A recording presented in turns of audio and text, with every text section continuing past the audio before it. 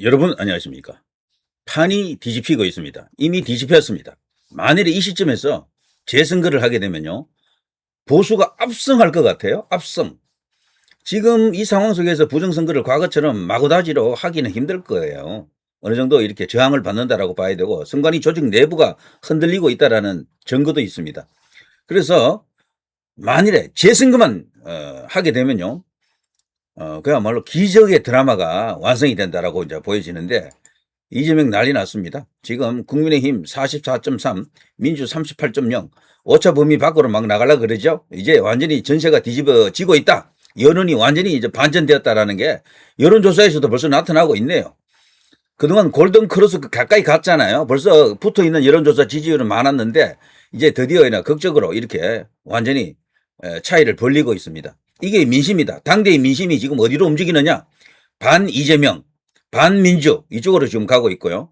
그 대안으로 지금 이번 6.3 선거에 발생한 투표지 부족 사태 이것을 참정권의 훼손으로 보고요. 거대한 어떤 민심의 흐름이 지금 감지되고 있습니다. 들불처럼 번지고 있는데요. 그 연장선에서 뭐 재선거, 부정선거, 수개표 이런 것을 요구할 수 있는 극적인 드라마가 지금 진행 중에 있습니다. 자, 물론 이렇게 된 이유 중에는요. 민주당 내부가 지금 분열했기 때문에 이렇게 된 측면도 강해요. 원래 어떤 정당이든 그 내부가 분열해버리면 지지율이 떨어집니다. 상대적으로 반사 이익을 상대 당으로 가는 거죠. 저쪽에 있는 반대 당 쪽으로 지지율이 가는 그런 현상은 옛날부터 있어 왔거든요. 지금 민주당이 완전히 콩가루 됐습니다. 반쪽이 됐죠. 이재명이가 출국하는데 해외 순방 그것도 무려 열흘짜리인데요. 정청래를 비롯해서 민주당 지도부가 아무도 못 나갔어요. 거기 나가려고 했겠지. 그런데 못 나갔다라고 합니다. 왜? 청와대에서 오지 말라고 한 것 같아요. 아무런 통보가 없었다라고 합니다. 그게 이제 확인해 보니까 맞는 것 같아요. 그래서 지금 그거 자체가요. 8월 전당대회 앞두고 이재명이가 직접적으로 정청래를 견제하고 있다. 정청래 뒤에는 누가 있느냐? 바로 문재인이 있다라고 보는 거죠. 먼저 틀래요. 문재인, 조국, 털보, 김어준, 정청래, 유시민 바로 이들로 대표되는 친문 세력입니다. 그들을 향해서 견제를 시작했다. 이번에 만일에 전당대회에서 친문 세력이 당권을 다시 쥐게 되면은 정청래가 다시 당권을 쥐게 되면은 이재명은 바로 레임덕이다라고 봐야 되죠. 이렇게 되면 이재명으로서도 지금 승부수를 던지는 겁니다. 어떻게 해서든 정청래를 끌어내리려고 하는 거예요. 그래서 저쪽 친문 쪽에서 유력한 주자가 없도록 만들려고 하는 겁니다. 그런데 정청래는 그게 아니에요. 광주 찾아갔죠. 거기다가 최근에 그 1인 1표제 그거 정청래가 관철시켜서 이제 그 통과시켰잖아요. 그거를 다시 저쪽 이제 친명들이 문제를 삼고 있거든요. 그거를 이제 지키는 과정에서 또 거대한 분열이 일어납니다. 그리고 정청래가 당 안에서는 적어도 당심에서는 우위를 점할 수 있다라고 이제 보는 그런 측면이 있거든요. 그래서 이번에 지지율 조사에서는 김민석이가 좀 앞서 있고 이런 게 있어요. 그렇지만 정청래는 당심에서 많이 앞설 가능성도 있습니다. 전체적으로는. 진짜 투표율 뭐 이런 것이 중요하겠습니다만 정청래도 마지막으로 자기도 지금 펼칠 수 있는 카드가 있는 거죠. 일단 1인 1표제 그게 있고 또 하나 그 검찰로부터 수사권을 다 이렇게 빼들고자 하는 것이 바로 정청래 쪽이거든요. 그런데 반대로 이재명 쪽은 검찰의 수사권을 완전히 뺏는 게 아니고 보안 수사권 정도는 허용하자라는 게 이쪽이에요. 정성호와 정청래가 지금 부딪히고 있습니다. 정정 지금 대결 양상인데 이게 왜 이러느냐? 여기에 이제 서로 간에 이제 이해관계가 또 맞물리는 측면이 있습니다. 그런데 민주당 지지층이 볼 때는 어디를 더 선호하느냐? 검사들로부터 완전히 권력을 뺏는 수사권을 뺏는 걸 원해요. 그 정청래가 거기에 딱 붙어 있는 거야. 그걸 다시 이슈화시키고 있더라고. 그러면서 당심을 그리고 민주당 지지층의 강성 지지층이죠. 이들의 마음을 자기 쪽으로 돌리기 위해서 극약 처방을 하고 있는데 이재명이가 이걸 모르겠습니까? 이 새끼 봐라 뭐 이런 식이 될 거예요. 그래서 지금 엄청난 일이 지금 벌어지고 있고 8월 전당대회 전에 무슨 일이 터질지 모릅니다. 정청래를 뒷조사를 아마 하고 있을 거요 어디선가 그런 걸 폭로할 수도 있고 최근에 또 총리로 임명된 인물이 하나 있었죠. 여자 한성숙입니까? 그 청문회 과정에서 또 엄청난 또 비리 폭로 이런 게 터질 수도 있습니다. 그야말로 서스펜스 스릴러가 이제 메가톤급으로 지금 준비되고 있다는 것이 이제 드러났고요. 여당 안이 저렇게 찌집고 뻗고 난리를 치니까 소위 이제 그런 어떤 분열상을 싫어하는 약간 느슨한 지지층이 있거든요. 좌파 쪽에도 민주당 쪽에도요. 이런 사람들이 대거 지금 빠져나가는 겁니다. 그 지지율이 어떻게 보면요. 홧김에 서방질 한다고 국민의힘 쪽으로 넘어오는 그 과정도 있고 아무튼 이런 일이 지금 벌어지고 있고 자 이재명이가 지금 다급합니다. 부정선거를 허용해버리면은 이게 주장을 받아들이면 자기 정권이 무너질 수도 있거든. 그래서 참정권은 침해 당했다. 이것은 명백한 팩트다. 사실이다. 이것을 인정하지 않을 수가 없겠죠. 그러니까 요건 이제 인정하면서도 부정선거 음모론을 들고 나가면서 그걸로 그냥 혹세무민 국민을 선동할 경우에는 용납을 못한다라고 하면서 지금 무슨 조치를 지시했을 거예요. 이 정도 나오면은 이재명이 이런 발언을 벌써 지금 제 기억에는 3번째 하고 있거든요. 분명히 정성호라든가 아니면 행안부 장관 윤호중을 통해서 뭔가 지시를 했을 것으로 봅니다. 윤호중이가 누굽니까? 지금 부정선거 과거에는요, 윤호중은 거론이 안 됐던 인물이거든요. 근자에 와가지고 윤호중이 이제 언급되기 시작했다니까요. 길어봐야 1년입니다. 윤호중은 과거에는 감쪽같이 이게 숨겨진 비하인드에 있던 인물인데, 장막 뒤에 있던 인물인데, 요즘 최근에 이제 부정선거 이제 교명 운동가들은 윤호중을 핵심적인 인물로 또 이렇게 거론하지 않습니까? 그 윤호중이가 행정안전부 장관에 딱 앉아 있다니까. 여기 경찰력을 쥐고 있죠. 여차지하면 선관위를 대체할 수 있는 조직을 컨트롤할 수 있는 자리가 바로 저기거든. 윤호중이가 지금 그걸 딱 쥐고 있다니까요. 그래서 이재명이가 윤호중 그리고 뭐 또 검찰의 정성호 이들을 통해서 무슨 짓을 할지 모른다 이렇게 볼 수가 있겠죠. 참고로 말이죠. 이재명에 대한 이야기를 할 때 이걸 좀 보실 필요가 있습니다. 여러분. 자, 이재명에게 아주 핵심적인 보직을 맡고 있는 여러 사람이 있는데 그중에서도 가장 중요한 보직은 이 사람들이 많이 맡고 있어요. 누군가 하면은 사법연수원 동기들입니다. 18기. 여기에 지금 말이죠. 정성호는 뭐 이미 다 알려진 인물이니까 이재명의 충실한 대변자죠. 친구죠. 둘은. 서로 뭐 사석에서는 막역하게 말을 깐다 그러죠. 그리고 이재명이가 당대표 시절에 최종적으로 마지막 검토를 거칠 때 정성호를 통해서 뭐 이렇게 체크했다라는 이야기도 있습니다. 물론 제도권 내부의 법률적 어떤 사안 그리고 이제 중요한 정치적 결단을 할 때 정성호와 상의했다 이런 이야기가 있고요. 자, 정성호가 법무부 장관 그리고 진짜 중요한 자리가 어딘가 하면 여기죠. 금융감독원장 그리고 중앙선거관리위원회 상임위원 이 두 자리가 얼마나 막강한 자리인지 아시죠? 금융감독위원장은 여기는 계좌 추적을 할 수 있는 자리예요. 이거 쥐고 있으면은 검찰총장하고 맞먹는 권력입니다. 이 자리. 이걸 자기 사법연수원 동기에게 딱 갖다 앉혀놨죠. 이거 쥐고 있으면 정치인들은 다들 뭐 캐면 뒤가 다 틀릴 겁니다. 깨끗한 사람이 저는 없다고 봅니다. 대부분. 이제 칼을 쥐고 있기 때문에 반대 진영을 옥죄할 수 있는 압박할 수 있는 수단이 되겠죠. 그리고 또 하나 위출안입니다. 이 사람이 중앙선거관리위원회 상임위원인데요. 이게 왜 어마어마한 이야기인가 하면은 이 위출안이는 평소에도 알려지기로 이재명의 밥 친구로 같이 뭐 점심밥 뭐 저녁밥을 그렇게 많이 먹은 그런 관계라고 나경원 의원이 이번에 폭로를 했죠.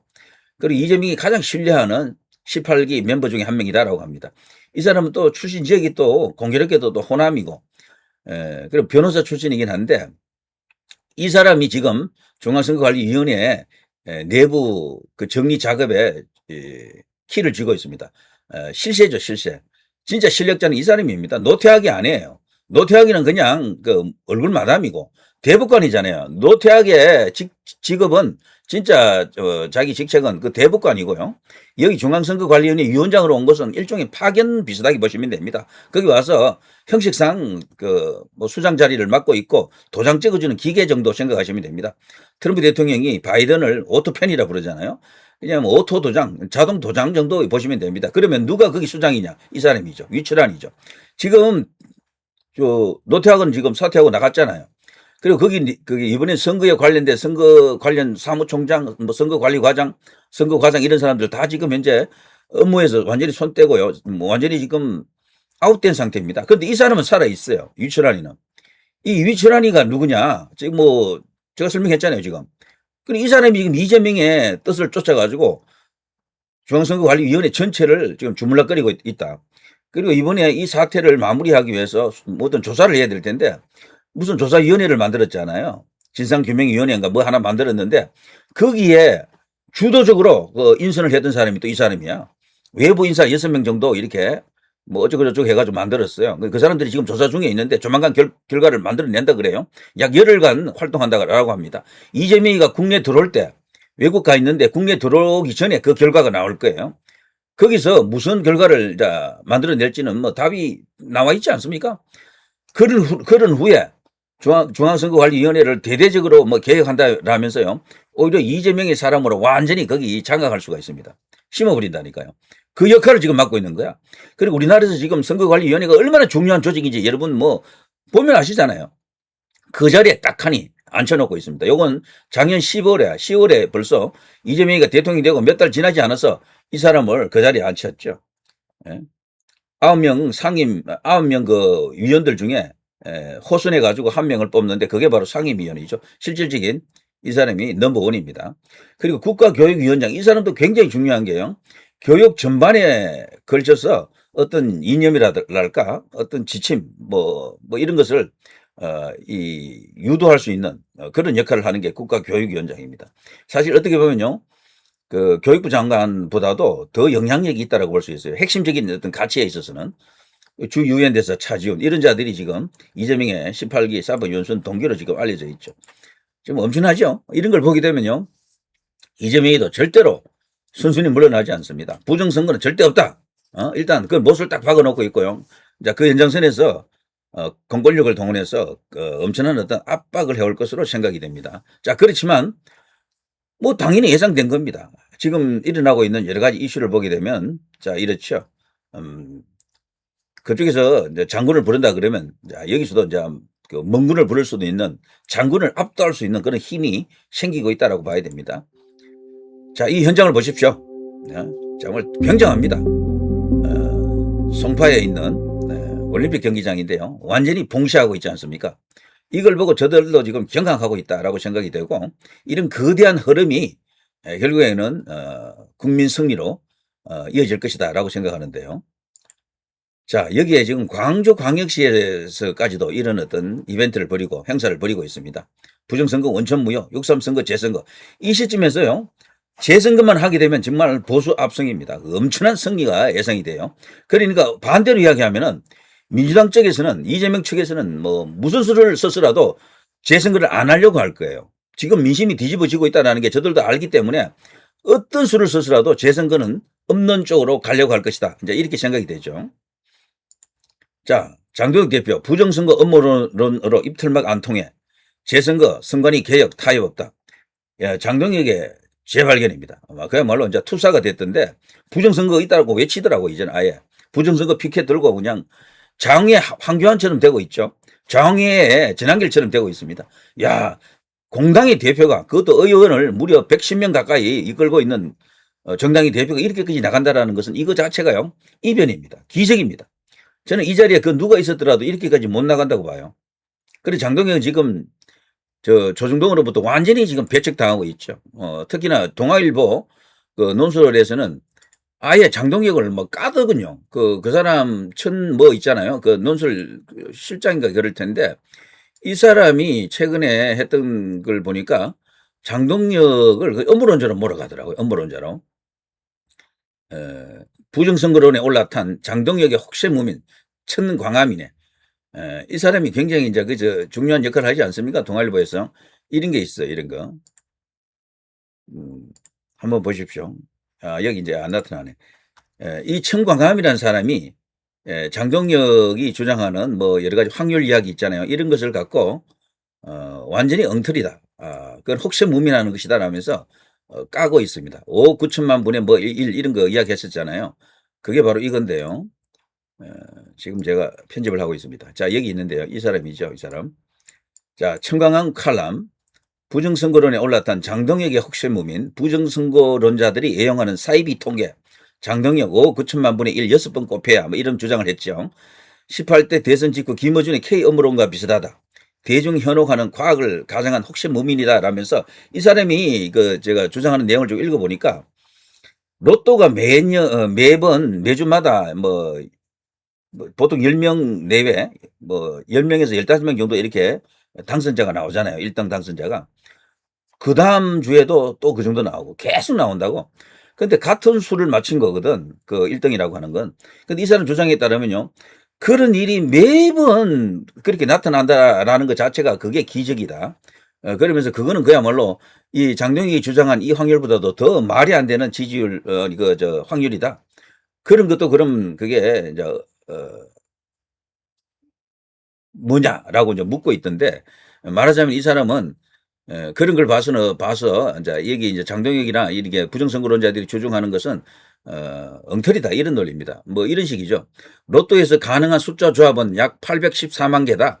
따라서 1등에 당첨될 확률은 814만 분의 1인데 2명이 동시에 1등에 당첨될 확률은 814만 분의 1을 2번 곱하면 된다. 이런 식으로 계속 계산해 나가면 12명이 동시에 1등에 당첨될 확률도 나온다. 분모가 8 뒤에 0이 82개나 붙는 수로 전 우주에 존재하는 원자의 수보다 850배 많은 수다. 현생 우주에서는 통계적으로 일어날 수 없는 일이다. 그런데 그런 일이 매주 일어난다. 그러니까 지금 현재 대한민국 선거에서 일어나고 있는 그런 통계는 그걸 부정선거 증거로 볼 수 없다라는 주장이에요. 이 사람은. 뭐 아무튼 이런 주장을 했습니다. 자, 장동혁의 재발견이라 그랬는데요. 그 당대표가 이렇게 그지 세게 나가면 당원들이 따라오고 그 당 소속 국회의원들도 협력을 해야 되잖아요. 그런데도 지금 장동혁은 아직 극소수야. 사실 극소수에 해당됩니다. 그래서 이 돌파력으로 이번에 장동혁의 진가를 한번 보여주면 이게 정치적으로 엄청난 어떤 자양분이 될 것도 같습니다. 이런 식으로. 자, 올림픽 공원 단골 멤버 장동혁 주말에도 시대와 함께 했고 부정선거 외칠 자유가 있다. 커피 한 잔의 자유 있는 것처럼 부정선거 외칠 자유도 있다. 이렇게 외치고 있습니다. 정말 대단합니다.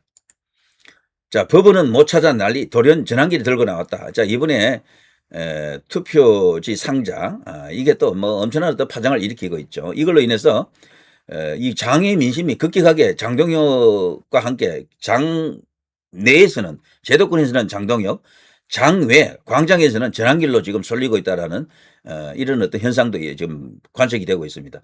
그러니까 이 장외를 대표하는 인물이 뭐 누구냐라고 했을 때 뭐 혹자는 누구다, 혹자는 누구다 이렇게 말이 있는데 저는 이 상자가 전환길로 간 과정 자체가 벌써 하나의 흐름을 지금 보여주고 있다라고 봅니다. 그 상자를 최초 발견한 게 전환길이 아니거든요. 누군가 발견해서 전환길에게 갖다 준 겁니다.